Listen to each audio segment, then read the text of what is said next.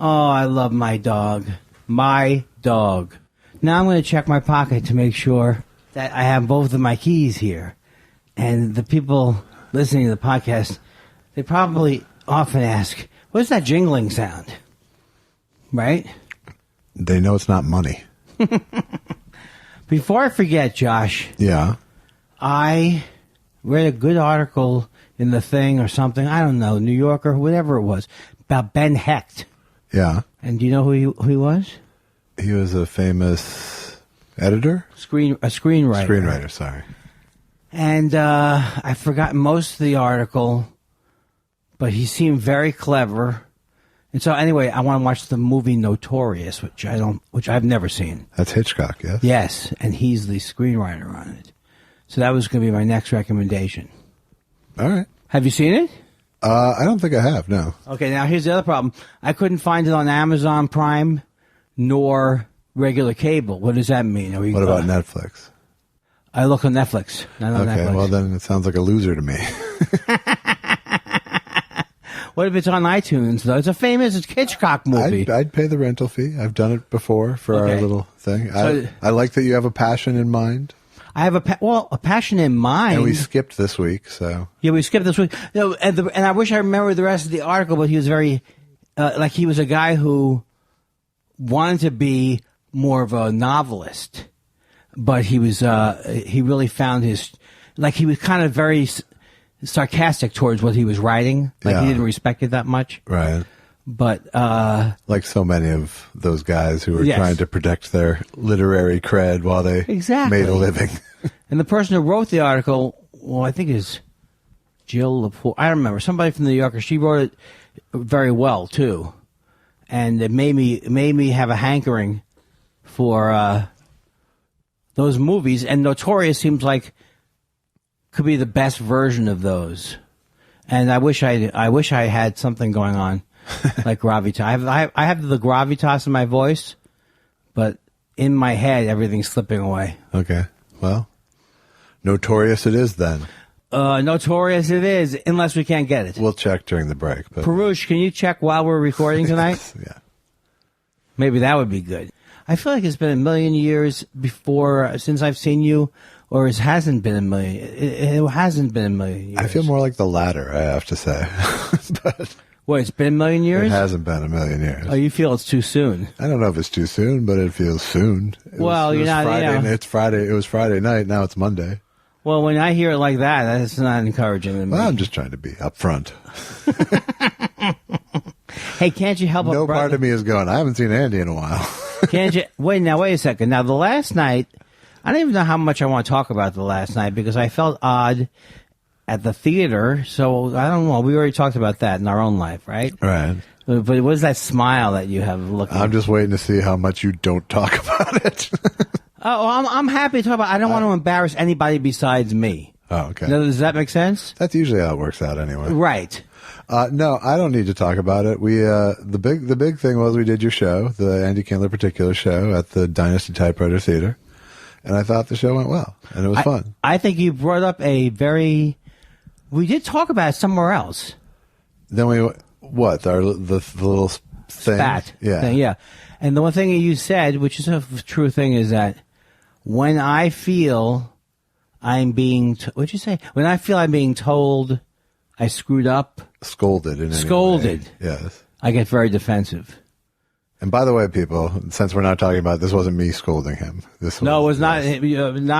And in fact, nor was it the person he thought was scolding him. Really. But that's the thing. We may find out there was no scolding. I think there was no scolding, and you took it as scolding. But Anthony Jeselnik was supposed to be on the show, and he wasn't on the show. And I don't care. Believe me, I would never, if I'm ever caught on this podcast or on any other format going, really upset with Jeselnik or whoever.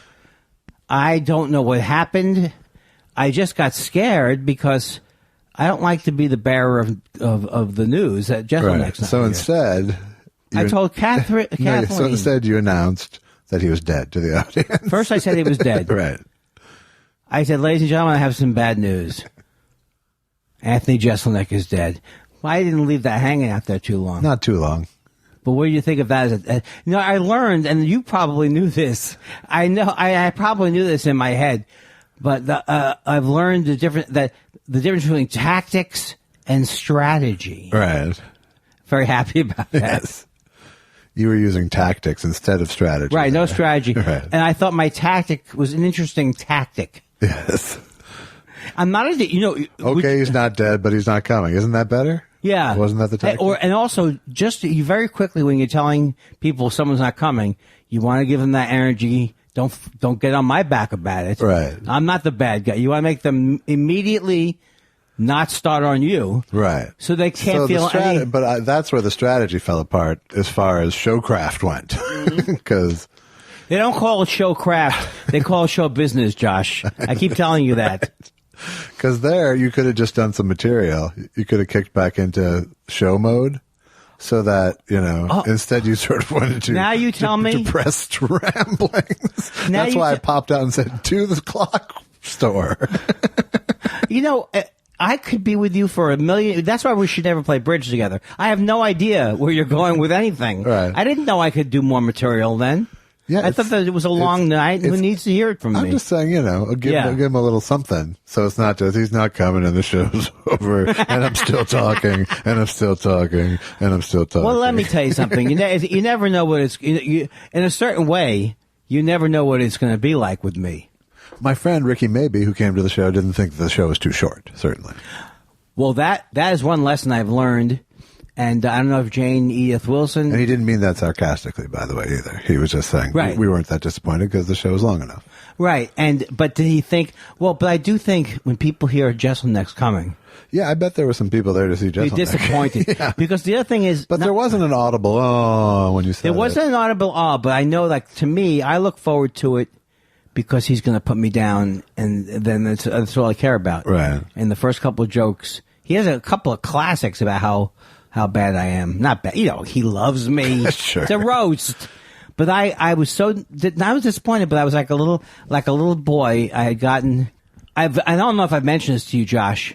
I'm up in the pay over there. They can't stop me. I got $30 in my pocket. And you drove, which I guess doesn't mean much. It doesn't help. But you paid for parking, I think. I did pay for parking, and in fact. And we were helped by what was probably the nicest sort of late night parking manager disposition there could have been. This guy was great. He had his voice. I'm not saying it was like Barry White, but it was a commanding tone. He had a very without being intimidating. Without being intimidating, he goes, "Yeah, you should press the button on the upper left hand of the screen." And all of a sudden, I was like, "What's happening?" He saw us come in. He knew confusion would follow. First of all, under the best of this is how you know that I should never be in. I'll never be Sully. When it comes to operating anything, and I feel this pressure, because I feel like in that situation we were in, first of all, if I'd been alone, I just would have thought I would have gotten killed. Right. But in this situation, you're in this abandoned, I don't even know what area the Dynasty Tower, it's MacArthur Park. Someone left the cake out in the rain. And if you start futzing with a machine, scientists say that's the difference between life and death. Right. You can easily be killed if all your attention is, am I supposed to slide it in quickly? Right. And I'll say this, Josh, I have not, on the last 15 to 20 times, my first guess about what the picture is in terms of sliding the thing in was never right. Yeah. It's like the USB plug. Well, sometimes it's showing you how you would hold it if you were looking at it before you put it. Sometimes they'll flip up the corner, so you don't. That's well, what did that help? I thought by this time my whole thing is with you is I just have to keep myself from becoming Skipper to your Gilligan and just you just. Well, you don't though, and I kind of was hoping for more of that kind of just banging me on the head, Dave Higgins type treatment. Yeah. Did you ever get punched by Dave Higgins? No, he wouldn't punch you. But I got verbally abused many a time. Sure. You mean like in a fight? No, I don't think we ever got into a fight. But even when I first met him, when I was 17, yeah, Was he trying to alpha dog you? Yeah, he was trying to. That's his He was thing. trying to little brother me, kind of. Well, he did it with It's like, me. It was like, let's try to make Josh cry, and he didn't. He didn't succeed, but he just kept. It was like clearly that was his mission that night. What was the topic? I don't remember exactly. That's you would remember, but I just remember he was. But I've had so many. I've listened to Dave Higgins over the course of 30 years now. So Well, that was just my introduction to him. Well, his thing. Well, first of all, he was relentless, like my father would be, but like a times a million of needling. Yes. So, but his first bit about me was very, very funny, which was the fellas, I can't go to the was it called the pantry? What's it called? Yeah. The restaurant? You can't go tonight because I'm working at the restaurant tomorrow. I have a brunch. So he would needle me about how I couldn't stay out late. Right. And it never ceased to be funny to me. But I didn't like, I think he's a puncher. I think he punched me a couple of times. Really? There was a certain vague violence. Yeah. Not vague violence, but in the Higgins, I think generally in the Higgins family, you have a feeling they're 1 second away from shooting you. When I was interviewing Tom Arnold last week, while he was describing how Mark Burnett grabbed him by the throat at that party, he demonstrated on me and gave me a pretty solid shot to the throat. Well, you didn't ask for that, but I didn't ask for that, but that's the last time. Have you talked about this on the show? Yeah, we talked about it last week. But he did talk with great glee about the sort of opening to then retaliate against Mark Burnett. Well, what were we just talking about? We were talking about Dave Higgins. Oh, okay. So anyway, Dave Higgins. For those of you who don't know, Dave Higgins is of the Higgins Boys and Gruber, and he was on Malcolm in the Middle as the guy who was the mom's boss, and he was on Ellen as Coffee Joe. But I always felt it was easy. It's easy for me to fall into the role of the abused sidekick. Yeah, I don't really mind it mostly, right? Unless it was Jeff Garlin, and in which case I just didn't say anything about it, and then just on Twitter. I'm in the weird role with you of being the abusing sidekick. That's true. But you're the voice. You're the voice. Tough love sidekick. The what? Tough love sidekick. First of all, tough love. I was thinking of those scared straight things. Yeah. I don't want to be in a scared straight. I'd rather be in prison than be a scared. That's what when you get into that mode, that scolded mode, you're like a scared straight instructor. Well, the main thing is that when I get into the defensive mode, here's what I'm basically saying: shut up. Leave me alone. You're a bigot. Shut up. That guy started it. Well, the guy started it. Well, I don't want to promote it. Then I'm good with not. Then you didn't. I've been doing nothing but promoting it for less. No, you haven't. Yes, I have. I have. I'll show you it, or I'll pay someone to create a history for me. But then you go into, I don't care. I don't care. I don't care. I don't care. I just don't care. That's my second best character. My second best. Would you call that the petty character? Well, I could call those the petty Kindler. Petty Kindler. Yeah, you're a bigot, see? My mom's a Quaker, and you're a bigot. Nah. Something very primal gets triggered. Well, I will say this about going to that club that has nothing to do with anybody's feelings, was that I felt weird going in. Yeah. And so when I met all those people from the earlier show, I felt like I was acting like a crazy man because I didn't want to. I think I'm always aware of how I used to be, because I used to invade people's space, right, without knowing that I was invading their space. So we walked into the theater, and I did actually feel Andy's energy change when we got there. In the car, he was fine, and then when we got there, you were on guard somehow. And then we walked. I felt like I was on drugs. Then we went into the green room, and there was the previous show's cast was still in the green room. And there wasn't like a welcoming feeling by them, and yet it was, time for them to go. So there was that kind of stand in the doorway. Oh, hi. Yeah, you're not our show. That kind of energy. And I felt that in a way is intrusive. I didn't want to be intrusive, which Right. is kind of when they're in there. Right. Yeah, so I didn't want to start talking to them. So I like an idiot. I just said nothing, like as if it was not a talking movie. Right. But it didn't matter. But then you seemed to be off your game still after that while we hung in the hall. I hated that whole time period. And I have no reason to hate that time period. But the time period where we were not in a green room, we were hanging backstage, and the old-timey music was playing. Yeah.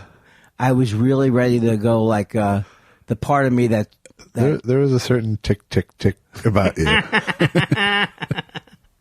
And then some of the things to me is interesting because I said to you, what do you think about the if I lost the backstage, the voice of God mic?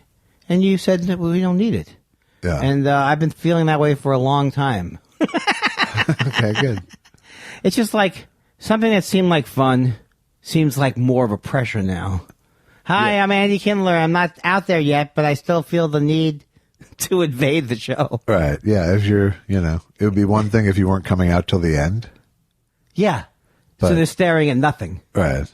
But you're the guy who goes out there first. So Yeah. And it's needy. It's needy. It's a little needy. I mean, it was fun. It was easy at Nerd Melt because it was just you could see through the window and it was. But this is more, Repeating bits. I'm beginning to think. I didn't realize that you had sort of codified the. Yes. Okay. That's something that I would do. Because I know we did it that first show. Because there's a part of me that's like, there's a part of me that's not like tied to it, like, oh, this is the greatest goddamn thing ever. Right. But there's a part of me that says, maybe that's a good thing you do. But then the other part of me goes, you don't do it very well, and you don't seem that interested in it half the time. It's adding another thing to be not into, which I might not be that into the hosting. We'll find out soon enough. Right.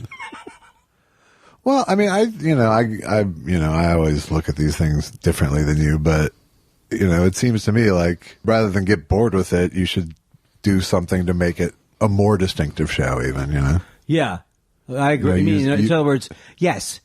To me, it's very similar to writing two songs that feature Aerosmith, two jokes that feature Aerosmith. Right. It's like, it's not a laziness, but it's almost like violin lessons. I felt like, okay, now I'm in. Yeah. Everyone will be upset now if I lose this voice of God classic. Yeah, no one cares. No one cares. I still hold to that. But my point is, it's like, now you've sort of reduced yourself in the role of the show to just sort of MC.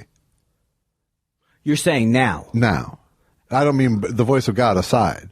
I just mean, you're not booking the show. Right. And you're not doing much more than just doing an MC set up front and coming out in between. And, Right. So your investment in it are you saying is waning. Well, no, that's not true. So I'm saying you could do something to make it more interesting for you. Add some more elements within the show. You think a hat? A hat is what I mean. Yes. Well, here's the thing. I don't want to spend any more time booking it. Right. I would like to spend some more time promoting it. Yeah, that's probably good. I'd like to be more of a team player. We don't have to remember the part of me that goes, hey, I don't care if I ever live. That's not the best of me. But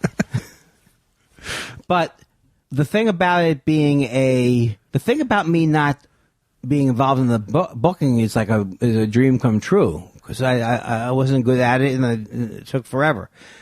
So the thing that I need to address is I usually take over a space or something like that. Yeah. And so it just isn't going to be that right now. And I don't think I should. So sometimes the taking over of the space can also be when I'm holding the mic the same way for a half hour. Yes, it's I was like, who's in the booth? Who's in the booth tonight? Right. Who's in the booth?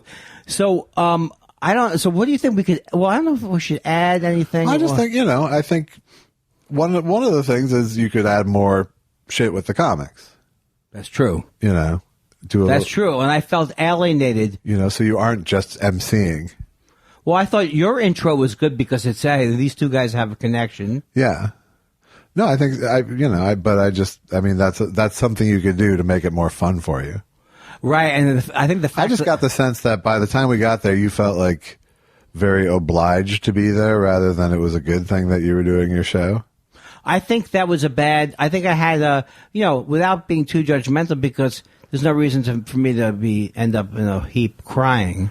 I didn't feel good. Right. I felt negative about the whole experience. That's why I sense that, Yeah. beyond the obvious, the spat you had with that person. That's just my suggestion. It's right. I don't have skin in the game aside from you. So. Well, the thing is, I think that the point you made at the actual theater was that this is a thing. It's not that you named the show, but it's a good thing to have the show. It's a really good thing. It's a good thing to have. So I think that it's kind of an extension, because I hosted those alternative shows for so long. So many years at Montreal, but I think it's time. I think I need to change as a person, but I think I do need to shake it up in terms of relying on whatever you're saying to break it up. I don't know what the answer is yet. You said play around with the comics. Yeah, just do something to make yourself feel more invested in it, other than it just being a date on your books. That's not. Every time you revisit, I'm not slamming you though. Right. Well, here's the thing.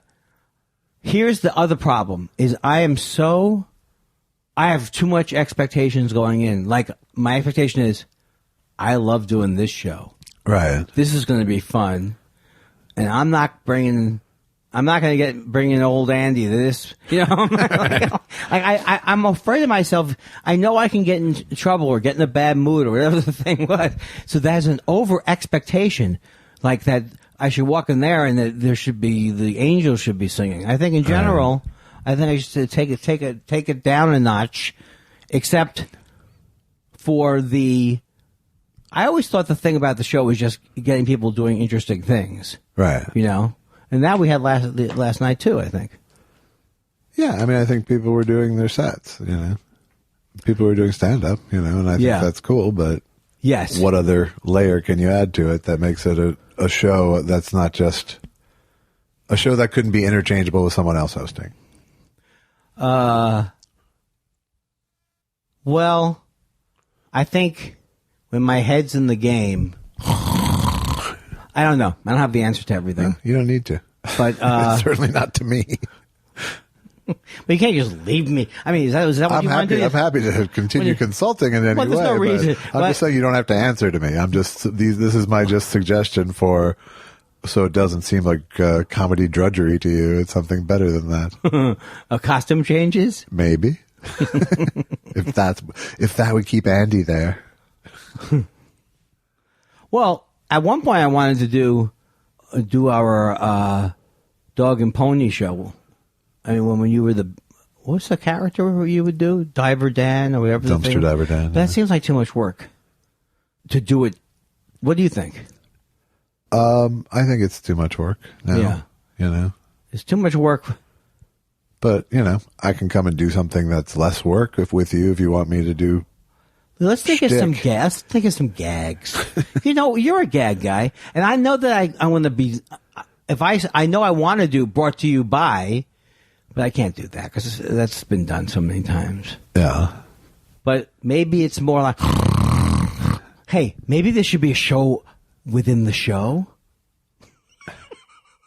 First of all, I don't know why I'm still talking. I understand exactly what you're saying, and it all makes sense. So let's talk about the movie that we were supposed to see this week. What would you have seen, and what would you have said had you had the night? What would you have been? Was it this week? Did you think of yourself, I wish I had said this? No. Circus of the Stars, East of Krakatoa. Ben-Hur.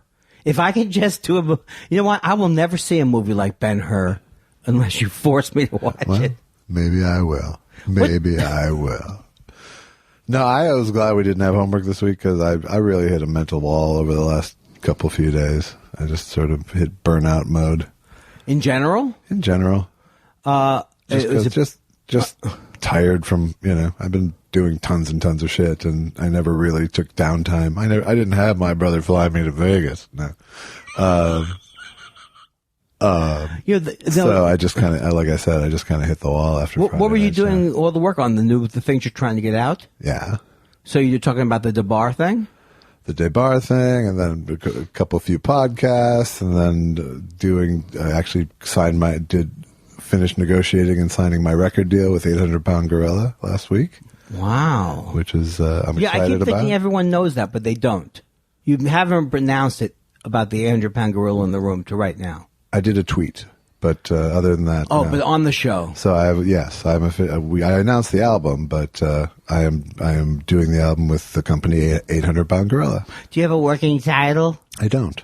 Do you think I'm the worst interviewer in the world? Do you think it's because I'm so self-involved that I think it's like an insult to me that I have to ask a question? Well, your longest question has been about you, so yeah.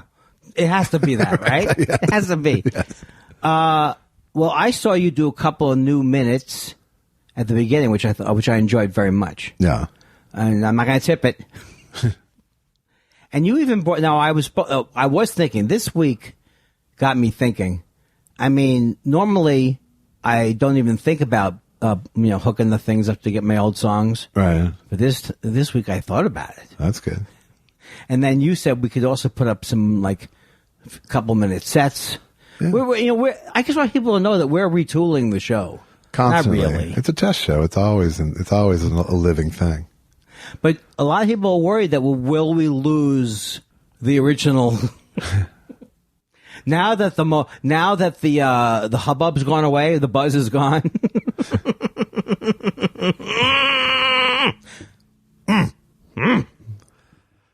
So you're tired though. I am. Now why are you now? Okay, so but I don't want to say the Letterman is a good kind of tired, but are you tired or you're kind of like? No, you said you hit the wall, which means you're done. It's kind of burned out. Yeah, I'm in the opposite. I'm in the opposite camp. Today I had a bunch of shit. I got stuff done today. Yeah. But it was none of the stuff that I meant to get done today. Oh, it was like it was avoidance work I got done. Now you did tell me off the air that you do have a funny bit about a honey-do list that Allison gives you. No, it's actually all the other melons that I go through. I don't know why I'm laughing. I'm just laughing at your attempt to tie it to other melons. Yeah. So you're tired.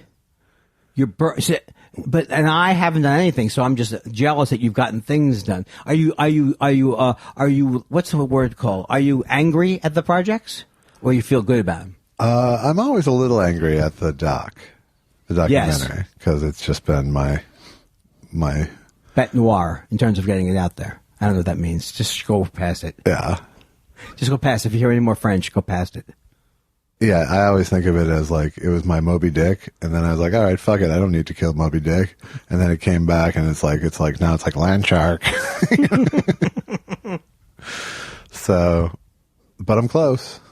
Wow, that's good. Yeah, it's going to be done. Now. But yeah, it's dealing with photo stuff, and that's just mind numbing and puts up all kinds of resistance. But I've got a graphics guy replacing things I need to replace right now, and wow. It's going to be a big purchase from Getty Images coming up here. Oh. Damn, it's exciting stuff. I know, you really, that last 2 seconds, you almost sound like an insane man trying to cover up for a breakdown. Yeah. Oh, I can't wait. I got a guy from Getty Images coming. Do you think if my porn name was Moby Dick, would that be too on the nose? No, beyond something. I don't know. Because I've been thinking of that joke for the last 6 minutes. Yeah. Really? Moby Dick. Yeah.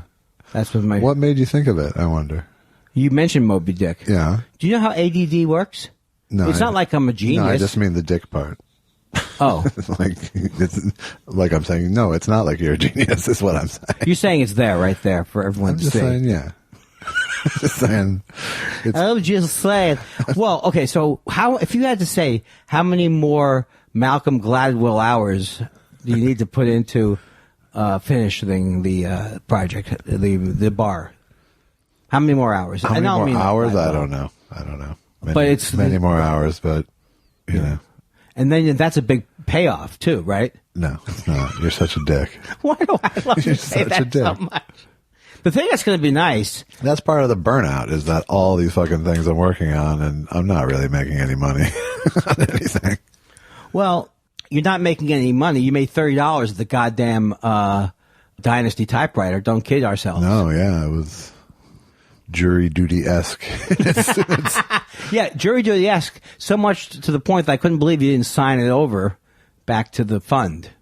Was that an option? No. Oh, the other thing I felt better about this time was I could sit in the back of the stage and not be seen. Because that's the other problem that I have with any room where there's no, where it's a regular room. You can't. There's no good place to be if you're not on stage. Right. And so they don't know that I'm back there. Well, they hear you. Oh God! You know and you know what? I'm trying to pull focus. Is what I think. Well, obviously. Every once in a while, I go just so they know. Kindler's laughing. Exactly. He's laughing. You know, the more boss is with you. The more we talk about me on this podcast, if Kindler gives you the okay sign, your career is going. You know, I gotta tell you, I'm getting more and more angry at that stupid. And I love Johnny Carson. Yeah. But the whole thing of him waving them over it's embarrassing. Yeah. You gotta wait for him to give you a big I wish he would change that. I don't know if he's. I doubt I doubt he's open to it. I guess because I'm a stand-up comic, all I can feel is the embarrassment of I know they're doing it exactly how I would do it. You desperately want him to wave you over, right. But you want to pretend you don't care. Right. And you want to pretend that you're just acknowledging the crowd. Thank you. Oh, did Johnny? Oh, okay, Johnny. I'll come over right now. That voice? I do. Oh, Johnny. Because it represents no one. Thank you. Thank you, everybody. I'm so glad. Okay, and I'm perfectly happy with leaving the stage now. It is the world's best impression of absolutely no one. And wait, hold it a second. Is that Mr. Johnny Carson giving me oh, no. I did look over there, and now I see he doesn't want me to come by. Now I am a horrible. He legitimately has some sort of dry thing by his eye. He's not just wiping a tear. Yes. He's angry. I wish I could use this voice. He's angry. You already lost it. As soon as it became deliberate, you lost it. Is this, do you think, the reason why I never became anything is my lack of commitment? You know what I'm saying? Some people have a lack of commitment. I put the lack in commitment. Oh, you finished it. I was hoping you would trail off even more. Even that, right? Yes. You're a man who sticks with an idea come hell or high water. Even when a donkey... Was it a donkey? I don't know where you're going. When it had an accident on the set of. Oh, on Greg Kinnear's dressing room. Was it a donkey? It was a donkey, yes. Yeah. With a fire hose like spray of diarrhea. And those are the kind of anecdotes I don't have. Look at my favorite dog. Oh my God. I really think I'm closing in on this getting a dog decision. Are you? No. Yeah, I didn't think so. So scared about it. Yeah. But then I won't have the love. Like you have the love. I have the love. I leave, and you and Lucky, you must laugh. We do. At he bought it, or what a sad man he is. And this is the way he gets his feelings of being worthwhile as a human being, is to come on over. He doesn't even know that I'm holding a biscuit.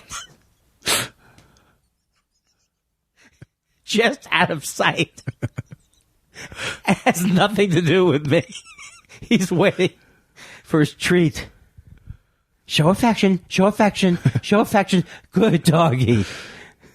Yes, let's go in the other room. Okay, good dog. Well, what do we do now? Now, is there anything else happen on the health front? How's your Allison's mom doing? I know I'm whispering. She's still here. Oh, cool. Oh yeah, really cool. So you are going to write a book called "Why Wouldn't You Want Your Mother-in-Law right. to Stay for 2.5 weeks?" She'll be leaving this week because we have another house guest coming at the end of the week. Who's coming at the end of the week? Good friend of ours, of Allison's, and you too, and by extension myself. Yes. Is it a secret? Maybe No, you it's our shouldn't friend say. Sharon. She's coming. What's that? Our friend Sharon is coming. Sharon's coming? Yes. She hasn't been here since. Sharon's coming. Ho da ho ho. So, but yeah, no, it's fine. The house is, the guest room is sort of cordoned off from much of the house, so it's not like a big crowding thing. Yeah. I've never heard you sound so. It's not despondent, but there's something in your voice that either. I told you I burned out this weekend. But don't you think that I'm a little dead inside.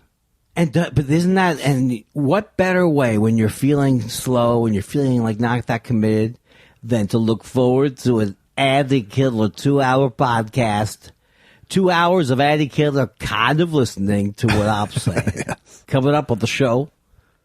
If I was hosting the show, I'd host it like this. I did find, I found out somewhat the conclusion of the family gambling saga. Oh, yeah, let's hear. Now, I will not lie. I heard this. You told me this. Right. But I only know some of the details. I remember it. And you said that we have to do it. We have to close it down on there. Otherwise, so you didn't have to tell people you had heard this already. You I don't could have know just what's the fucking matter. played along. What do I We think? talked about it at the time. Should I tell you now or on the podcast? Well, tell me now and on the podcast. You know what the problem is? I'm thinking there's a quiz show scandal coming up for us. But what could they accuse us of?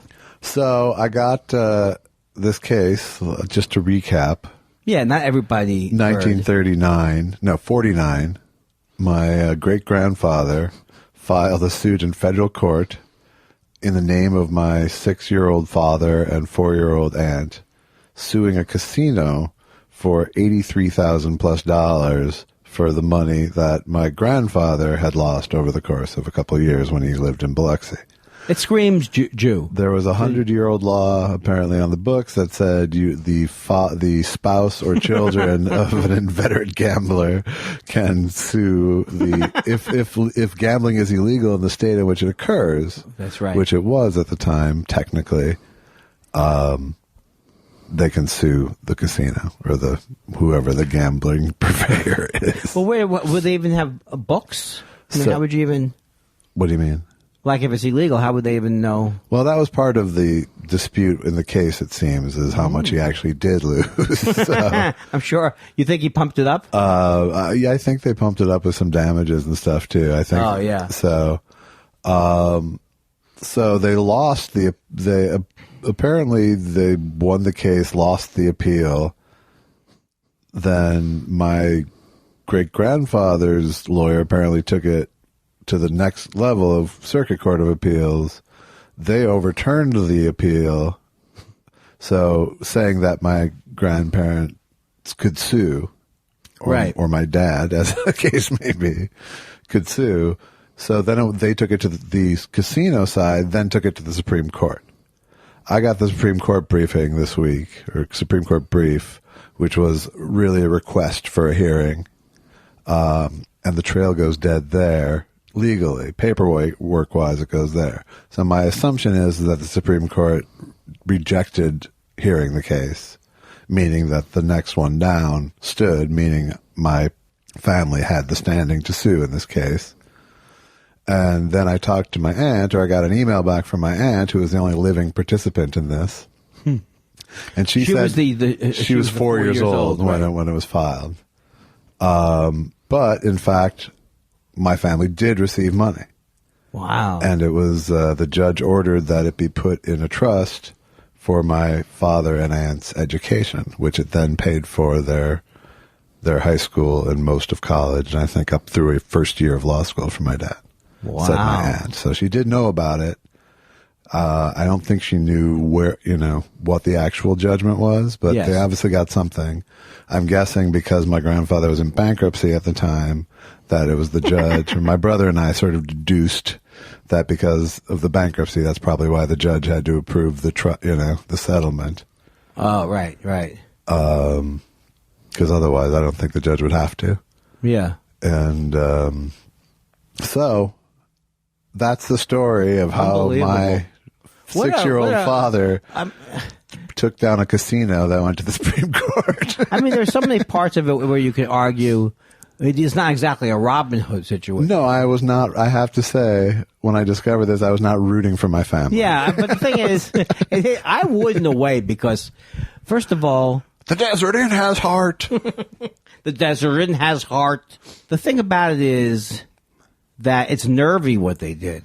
Very nervy. It was nervy, yeah. It shows that you have characters in your background. That I did, yes. And I can see why that story would, it's not a flattering story to my grandfather. I can see why it was buried. Why it wasn't told over the course of I'm really surprised that story didn't survive to reach my ears, though. I think that story should have been all you talked about when you were a kid. Wouldn't you have loved to? No, I don't know if you would have loved to have found. I don't know. Well, because it was a national case. Yeah. Right. Yeah, it made a lot of newspapers when I was searching around. Well, I'm kind of glad. It's a lesson for all of us, really. Right. But now you're not a gambler, though. I'm not a gambler. You're more of a you're not, and you're not likely to be. Like that's no. I find it foolish. Yeah. In a certain way. I mean, I've had fun gambling before. But I find, as a lifestyle. Oh, you can't do it as a lifestyle. Well, like I know people who are sports bettors. That's a rough deal. That just seems rough to me, And then there's guys who are like, I can't enjoy the game without any action on it. I'm like, well, then you don't enjoy the game. It's okay. Yeah. Well, I would bet more if I was in Vegas. Like I didn't even bet when I was in Vegas on the Mets, and I just forgot the whole thing. But I do like those whatever they call them. Are they parlays? Like proposition bets, or you pick three of. Parlays when it's 3 games or 4 games. Yeah, because it makes it a little bit exciting. Yeah, I don't think there's anything wrong with that. No, but I mean, it's definitely. But there's people for whom that's a weekly thing or a day. I find for myself that I can relate to anything that anybody gets addicted to. Sure. Including heroin, although I wouldn't do it. Yeah. No, I mean, I've told you the story that I know you don't remember, but I'm not going to repeat it. But I had my one harrowing gambling night, dark night of the soul kind of gambling night when I was young. And I was like, okay, I don't need that. I forget the details. Did you lose? I lost virtually all my money and used what was left to get back most of my money, but it took all fucking night and it was stupid. What was the game? Blackjack. Oh, yeah.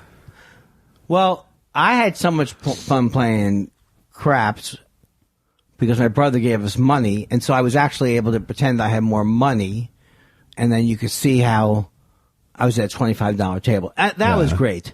I really, really do love craps. But I if I play now, I have to play at a $25 table because it's just like, spending 2 hours at a $5 table to get up $100 is maddening. Well, I was very happy that I was able to play with those stakes, and I won that particular time. But blackjack, I think we talked about this before. I always feel like I don't count cards, right. So I always feel like once it starts turning, it seems like it always turns on you. Yeah, it does turn slightly towards the house. It turns out. But what you're supposed to do, even without counting cards, is like when you're doing well, you're supposed to bet more, and then if it's not going your way, back out a little bit. Right. It's not as interesting to me. I like it. It's not an interesting game. No. It's really not. It's, it's one step up from war. Yes. And the skill that's involved is minimal. It is. I mean, there's certain principles you can sort of operate under, but, beyond that, you're just a chimp. And, but it was fun. But that was fun because I was playing $25 hands on that, too. Yeah. That's the only way it's fun is if there's a little bit of juice. Another game I like, which I wanted to tell people about, not really. It's called 3-card poker. Yeah. I really enjoy 3-card poker because you put in a thing at the top and you can hit the jackpot. And there's like about 1 million different ways to. It's playing poker. You get 3 cards, so it's. I experimented with that a little bit. Yeah. But I didn't. There's nothing. I didn't get enough of a feel for it to feel like this is my game. There's nothing that ever. I'm telling you. I played 3D Wheel of Fortune. I loved it. But it's not like I'm going to go, nothing's going to stick with me. 3D Wheel of Fortune, is that just some version of roulette? Yeah. It's like a wheel, but if you hit the thing, they go. If you hit the 3 wheels or with a spin, they goes wham, fortune, and so I was on a 3D machine. Yeah. So it was fun to watch it as they spin it on a 3D. Right. basis. You were super stoned, though. Yes. I was super stoned the whole time I was in Vegas because they made you do it. They make you do it. Because they have pot now there. Right. So what are you going to do? So I'm going off. I just booked, it looks like on the 16th of March in Chicago at a bar called At North, which you've done. I've been there. Right. I'm going to do a show with Gruber, Wow. Frank Conniff, and Trace Beaulieu. Oh, my God. That's great. Saturday night. You like that room. March I'm 16th. trying to act like I'm the veteran. Right. Oh, you'll like that room. I hate everything I'm saying, but I think you'll have fun, though. It'll be really fun just because it'll be those guys. Yeah. So we're going to do a sort of stand-up riffing music-y That is show. great. I want you And it turns out the guy who runs it went to high school with me. Why didn't you tell? I was already there. I know. Before. I didn't really realize that. I didn't put it all together. Wow. Trace knew it. I didn't know it. Wow. That's So we're doing that. I'm going to Minneapolis in a couple of weeks to do guest sets at Acme to work on the album. I hope you don't have to reschedule any of our sessions. No, believe in Tuesday.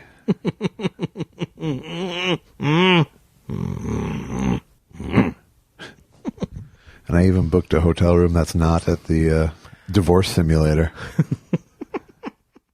Okay, and so, is that true? Now, maybe that will change your whole attitude. Not attitude, but it'll be fun. Yeah, I'm trying to make it fun. Is it a boutique?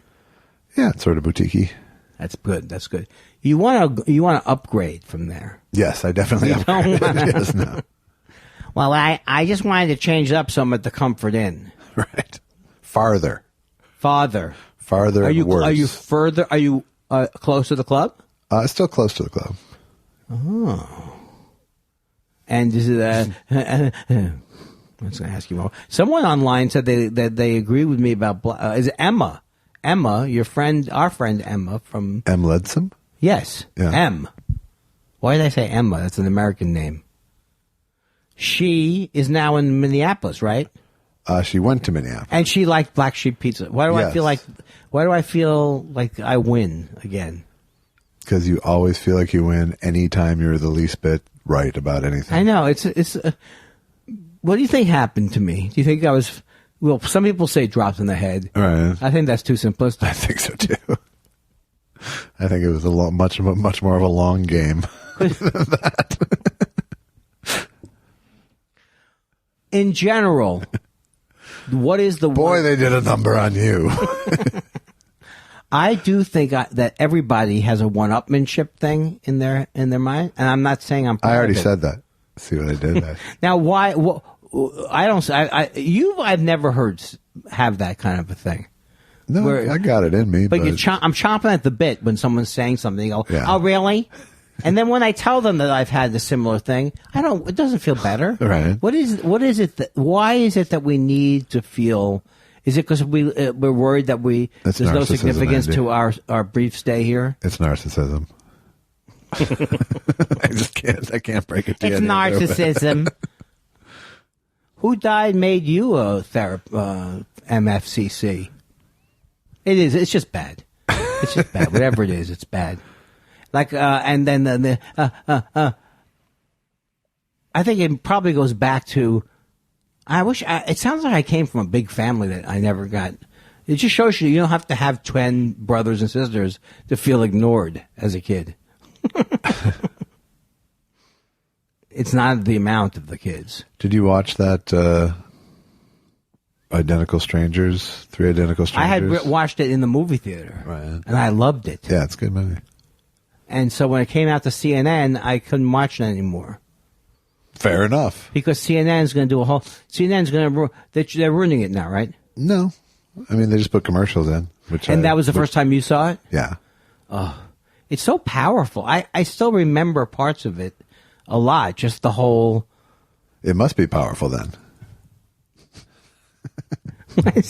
Why does everything sound like it's either an insult of me or it should be an insult of me. Because, I mean, in that case, it kind of was. So I recommend that to anybody. It didn't seem that veiled. And the whole thing about how they were doing these things, I don't even want to tip it, but... Yeah, and it was the fact that it was the Jews doing it to them, too. I don't like whenever the Jews are mixed up in anything nefarious. Yeah, I don't either. But it was very, very... I was like my favorite documentary I've seen recently. I haven't seen any documentary. I saw because you haven't watched the Louis Lee one yet. You know, I'm so mad at myself about everything. And you know what? When I'm sitting down and for hours going, you're supposed to be doing that thing. Why don't I watch something at least? Why don't I feed my soul by watching something like your thing about Louis? Yeah. Your soul would be nourished by it. That's what I should do. And the other thing I've been doing very well is just eating ridiculous at all hours of the night. Yeah.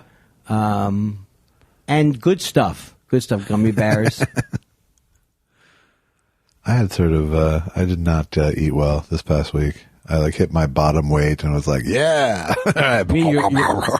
Your least weight. Yes. Wow. Of the whole cycle? Yeah, my adult bottom. Don't say that. Sounds like a sexual thing. All right. We know so little about the gay lifestyle that you saying adult bottom had no effect on you. Makes you giggle. It had no effect. Yeah, exactly. Had no effect on you. No. Adult bottom looking for childish top. All right. But bottom isn't a gay thing. It's a S&M thing. Which isn't, there's a Venn diagram that overlaps there, but don't try to lecture me about sex. I know nothing about it. I realize like I'm the world's oldest man. I didn't have sex education in school. No. Did you have anything? What? I thought you were introducing a premise. No, I think I'm from a generation that's still prudish about talking about it. But who wants to tune in next week and hear us talking about sex? They don't need us. What do you mean you're a generation that's prudish about talking about sex? Don't even listen to anything I'm saying. Why do you focus on what well, no. The kids today do seem like they'll say vagina just as quick as they'll say pass the pizza. Kids today talk more directly about sex than we did, right? Or are you talking about sex post-Sex in the City? Well, I don't know. First of all, don't talk about us like we're the same generation. Why does it bring you? The thing is, I want to say one thing to you. Okay. I'm going to die before you, okay? And I hope you feel terrible. I will feel terrible, but I will feel relieved. You'll be a little bit relieved? Yeah, that I didn't die first. Yeah, but the thing is, if you do die first, what a slap in the face that'll be. Yeah, I know. I win then. Sure. I don't want to be the oldest person in our group. No, I'm not worried about that. I'm not worried about anything right now. That's fantastic. You've reached a perfect state of grace. I knew this. I knew in test show 93. Is that what we're doing? That's where we're at. How do I keep up with them? It's amazing. Thank God they're numbered the way they are. Wow, we really don't talk about anything, do we? We didn't do anything now. I felt like we had the show started out good, but now I'm self-conscious. Yeah, we were talking about you there for a while, and yeah, that felt great. Flow. That felt great. But then when we start talking about you and your situation. Yeah. Well, I thought you were going to follow up your whole thing about being burnt out with an anecdote. In fact, I was so tired. What's a good burnout anecdote? Well, I went to Ace Hardware, and I was supposed to get a wig, something like that. You bought the wrong tool. What was that? You bought the wrong tool from Osh. Right. Something like that. Well, I think we should take a break, and here's the reason why I think we should take a break. Okay. Because I'm not doing well right now as a entertainer. This is the weakest part of my set. So what do you say about taking a break? I don't have any music. Do you have anything? What do you want to do? Well, I think we should take a break. I don't know exactly what to put in here. Oh, you haven't thought about it? I haven't thought about it because I was thinking about putting some stand-up here. Oh. Well, okay, so here's a few minutes from the other night at Andy Kindler's particular show. Oh, that's good. I'll do... You should play I like that, the opening. Okay, here's the... That's what you should do. Okay. Here's the opening from my set at Andy's show, and I'll include Andy introducing me if it came out on the tape. But we won't actually comment on it because it's still on my phone. Oh, you just did it from your phone? Yeah. It still sounds exciting. It'll be great. So this next guy, he might be my only friend. I thought I had more friends. But I had a spat with Catherine before the show. Catherine, so how about a hand for Catherine to help everybody who put this show together? I do nothing. I literally do nothing. She does the whole show. And here's what I do. Yeah. You know how many email patent? That's all I do. How many email status? What is it, crinkling night? What do you guys... What is it? Put whatever you're buying in something that makes a lot of noise when you open it at night? What the hell is going on? Get it out! Get the licorice out of the thing! But this is a treat, because this guy's a Jew, first of all, is coming in the show. He was one of the original cast members, if they call them cast members, of Mystery Science Theater 3000. And we, together, host the number one podcast, according to the person who lives in my head. It's called Thought Spiral, and I love doing it, and I love him. And ladies and gentlemen, please welcome J. Elvis Weinstein.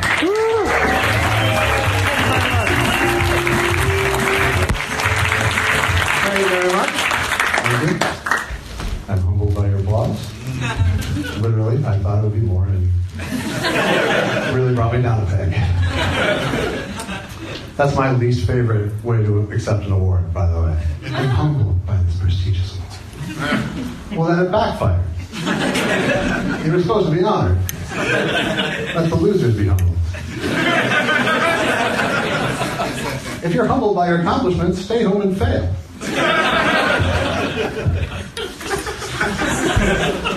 So yes, Andy and I host a podcast together, so if I seem a little off, it's because he let me talk.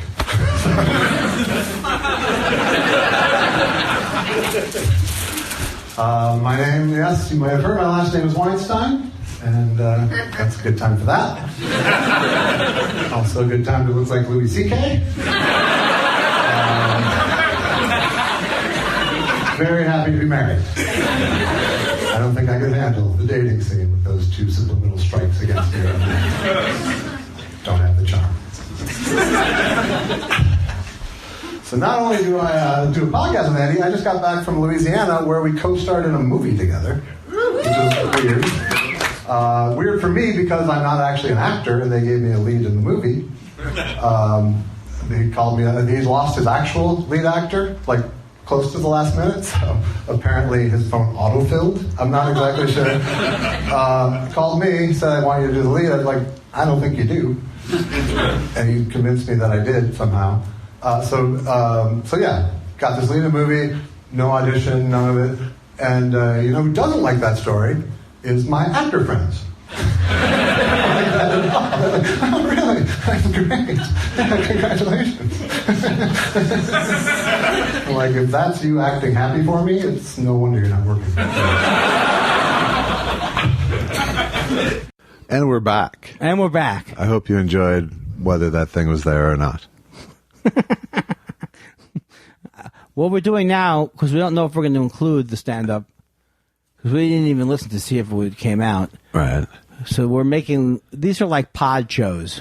Right. It's all very modular. We're just going to host and just the structure, the bare bones. Shall we go into the questions pod? I think we should. Okay. Because I feel like I think we need sustenance. And you know where to get sustenance from? It's from when... All right, Perush. Hey, Perush.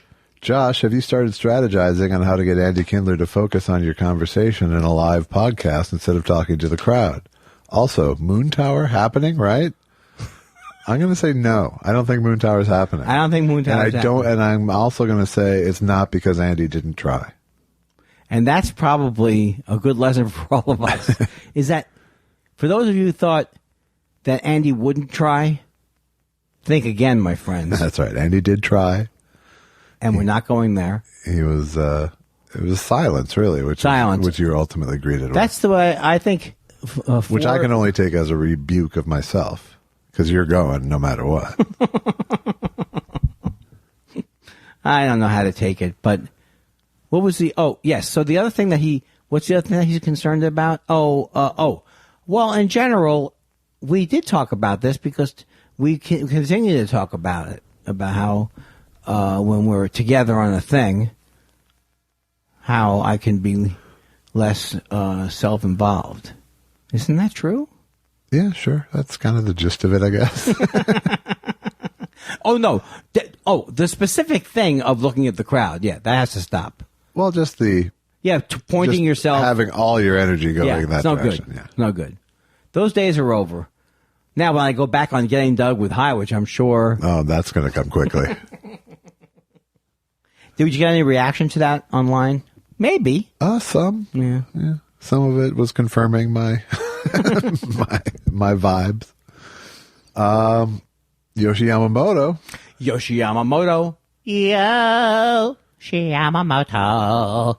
Andy talking about how there's no history on the History Channel is Chuck Grassley's bit. And then he gives several tweets where Chuck Grassley is making jokes about how the History Channel doesn't have history. So feel good about that. Sleep well, Andy. That's a burn. That is a burn. But you know what? Although it's not exactly history, Forged in Fire is a really great contest show. I couldn't watch that for 1 second. I hate forging and I hate fire. You were just saying the other day how much you hate forging. Forging and fire. Forged in Fire. I mean, what are we, 4 years old? What did they make? What they burn weapons? Is that what it is? Yes, Andy. They burn weapons. Don't they? Greg Kelly says, when Andy says schmoopy, the funny follows. Andy, please say schmoopy. Schmoopy. Hey, Schmoopy. Hey, Schmoopy. Now, I thought I invented schmoopy. Yeah. And then I think it was on Seinfeld. So I couldn't have invented schmoopy. Wow. That hurts. Well. So you stole schmoopy is what you're saying. No, I don't think I stole it. Hey, schmoopy. But maybe it's a Yiddishy. Maybe. Or maybe it's Festivusy. Festivusy? Yeah. It's interesting, though. I was watching. It's not that interesting. I watched a Seinfeld. What do you know what year the show started? This was 91 was the episode. I'm going to say the Seinfeld Chronicles started in 88 or 9. No, 89. And I was, okay. So, in 91, the show... Maybe. Yeah, whatever. Yeah, but the show had not really hit its stride. It was weird because, like, Elaine's character was very over the top. Yeah. And it was like... it didn't have... I'm trying to think of when they really hit their stride. Pretty couple of years in or whatever, but I never remembered seeing them where the characters were so like not. They were organized in a different way. They were just different personalities. Right. It was more just shouting. It was the episode where he gets the busboy fired from a restaurant, and some of it was extremely funny. But it was just it's like I'm sure that happens on every show. Right. But no, that one definitely took a while to break itself in. Yeah. What I didn't realize was that it started so early. I don't know why I thought it had started more. I know Raymond started the mid-90s, but I didn't realize it started in the 80s. Yeah. Huh. Isn't that something? Isn't that something? Hey, can we have a podcast called Isn't That Something? Michelle Weiscarver says, I love that you weren't afraid to show us your humanity. It couldn't have been a joy to rehash the fight or get dug with High in TS92, but neither of you flinched. Thank you. Thank you, Michelle. I really am proud. I mean, I don't want to go too far with it because we're not heroes, but I did enjoy that we were able to talk about stuff. That was good. It was good. And thank you. Me or her? Michelle, more than you. Okay. Hey, Thank you, Michelle. Hey, Choo Choo says, hey, Andy, just heard your voice on a funny cartoon called Home Movies. Is voice acting grueling, or does it just fly by for you? Well, it's never grueling. It's just infrequent. So I don't do tons of it. But when I do it, I love it. And when I usually do it, it's usually like a recommendation. And so I've done a couple of those like Cartoon Network-y things. And Right. why do I feel like I'm on a show that they asked me, tell us about voiceover? What? Who can't? What? I don't know what's the matter with me, but it's getting more. I'm getting more and more sick of myself, and maybe that's the next step. I wish I got more. In other words, what I'm angry at is the person didn't say to me, Andy, are you upset that you haven't done enough voiceover? That's not what the question was. The question was, do you enjoy the voiceover you do? And I had to turn it into another Jewish complaint. It's ridiculous. I love voiceover. I feel I'm blessed when I get a job. Wow. That's the kind of energy you want to put into the universe. And thank you for asking. Jim Meehan says the My Pillow guy tells us we're sleeping wrong, and the Duluth Trading Company wants us to rethink our underwear. What else are we doing wrong that Minnesotans can correct? Is it my Twitter questions?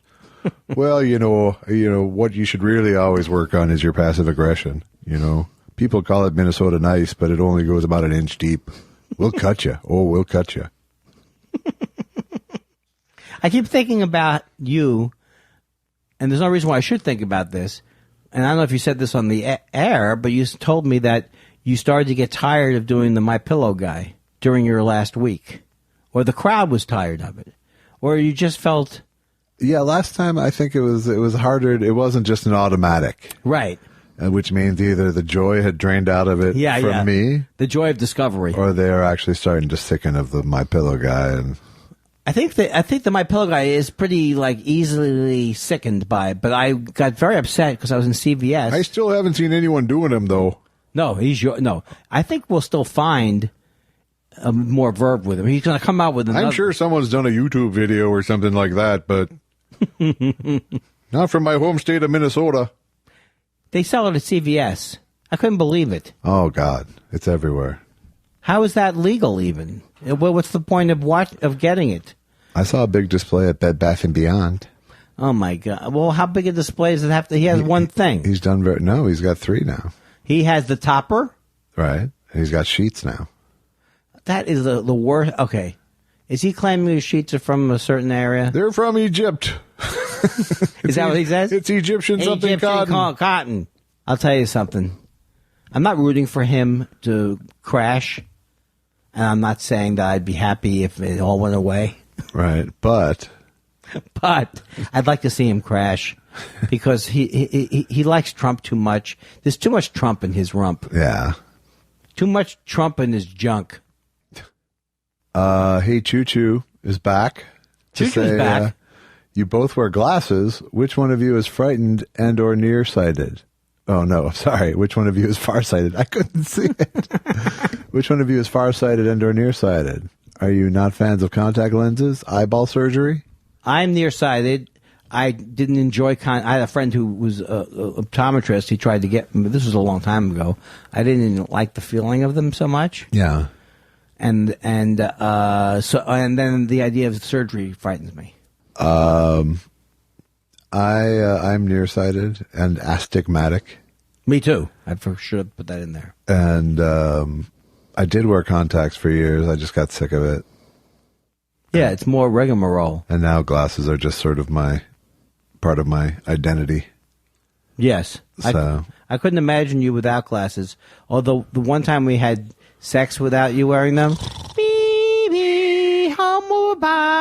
Homoerotic is a hoo-ha-hoo. Fantastic serendipity here. Christy W. says, maybe Andy's homophobic jokes grow out of his littleness. Have you guys seen Death of Stalin? I tried to watch that movie and did not enjoy it, so I stopped watching it. But people say it's good. Yeah, it felt too shticky, too TV satire-y for me. Yeah, it's like it.